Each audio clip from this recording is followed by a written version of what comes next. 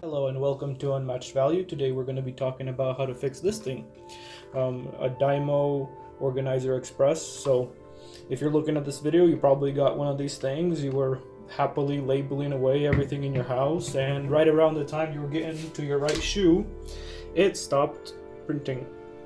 Now, there's an easy way to fix this. When I say easy, I mean really easy. All you have to do is make sure that the cut part is aligned on the bottom and the top. They get displaced.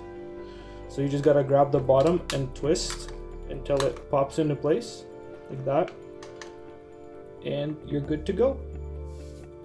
So now it's nicely labeled, no more confusion. The Dymo works perfectly. If you don't have this, it's actually a really good labeler, really simple but effective, I'd say. It just indents the plastic, forming the white you see here, and it doesn't wipe off. So smart design. Thank you guys for watching. If you liked or subscribed, it really helped me out. I really appreciate it. That's it. Have a nice day.